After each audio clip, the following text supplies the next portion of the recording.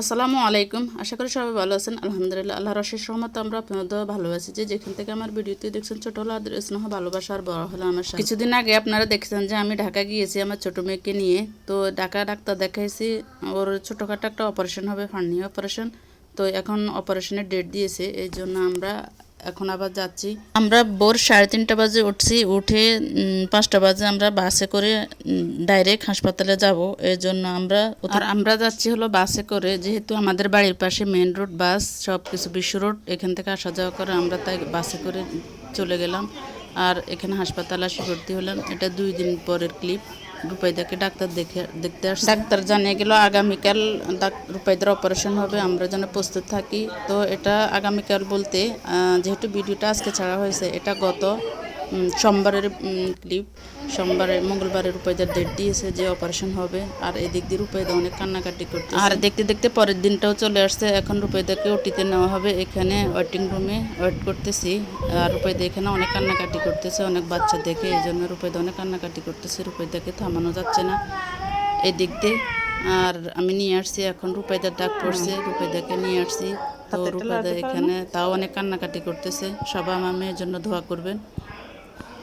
আলহামদুলিল্লাহ আলহামদুলিল্লাহ, দেখতে দেখতে রূপাইদার অপারেশনটা হয়ে গেল। এখন রূপাইদাকে দিয়েছে অবজারভেশন রুমে। তো এখানে আমাকে ডাক দেওয়া হয়েছে, আমি আসছি। দেখি আমার মেয়ের এখনও চেঞ্জ আসছে না, কিন্তু আমার মনের ভিতরে অনেক দুশ্চিন্তা।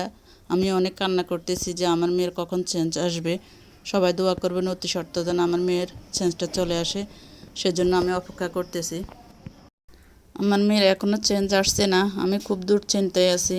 আর এদিকে খুব কান্নাকাটি করতেছি, আর আল্লাহকে অনেক ডাকতেছি। পাশের বেডের অনেক বাচ্চার চেঞ্জ চলে আসছে, কিন্তু আমার মেয়েটার এখনও চেঞ্জ আসতেছে না। প্রায় 2 ঘন্টা লেগে গেল চেঞ্জ আসতে আসতে। তো কী করবো, এখন অপেক্ষায় আছি, তার জন্য অপেক্ষায় আছি আল্লাহ কখন তাকে চেঞ্জ ফিরিয়ে দিবে। এই যে চেঞ্জ আসছে, আলহামদুলিল্লাহ আলহামদুলিল্লাহ চেঞ্জ আসছে। তো সেই হাত দিয়ে নাড়িয়ে মাস্কটা খুলে ফেলেছে, অক্সিজেনটা খুলে ফেলেছে। এই জন্য অক্সিজেন মুখে নাই, কিন্তু একটু নাড়াচাড়া করছে। তো ডাক্তাররা বলতেছে যে চেঞ্জ আসছে। এরপর 2 ঘন্টা পরে বেরিয়ে দিয়ে দিল।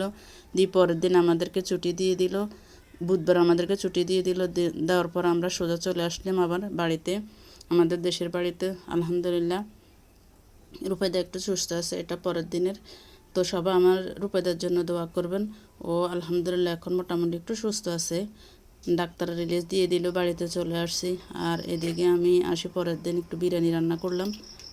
রূপাইদা বিরিয়ানিটা আমি রান্না করছি ঠিকই, কিন্তু রূপাইদা খায় নাই। সে বলছে খাবে, এটা শোনার পর আমি রান্না করছি, কিন্তু সে খায় নাই। সবাই আমার মেয়ের জন্য দোয়া করবেন যেন অতি সত্ত্ব তাড়াতাড়ি আমার মেয়েটা সুস্থ হয়ে যায়। এই ছোটোখাটো একটা অপারেশন, অত মেজর কোনো অপারেশন না। তারপরে সবাই দোয়া করবেন। আলহামদুলিল্লাহ আমার মেয়েটা যেন একটু সুস্থ হয়ে যায়, এখনও সে শোয়া অবস্থায় আছে। আর এদিকে এই যে আমি বিরিয়ানিটা রান্না করে নিয়ে নিলাম। এরপর এটা হলো শুক্রবারের ক্লিপ। ডাক্তার বলছে 2 দিন পরে ওর ব্যান্ডেজটা ব্যান্ডেজ খোলার আগে ওকে গোসল করিয়ে দিতে। তা আমি আলহামদুলিল্লাহ এখন আজকে গোসল করিয়ে দিলাম, আর ব্যান্ডেজটা খুলে ওখানে মলম লাগাই দিলাম। তো মোটামুটি একটু সুস্থ আছে, অত ভালো সুস্থ না। সবাই দোয়া করবেন আমার মেয়ের জন্য, যেন আল্লাহ অতি তাড়াতাড়ি আমার মেয়েকে সুস্থ করে দেয়। তাহলে আজকের মতো এখানে আল্লাহ হাফেজ, আসসালামু আলাইকুম।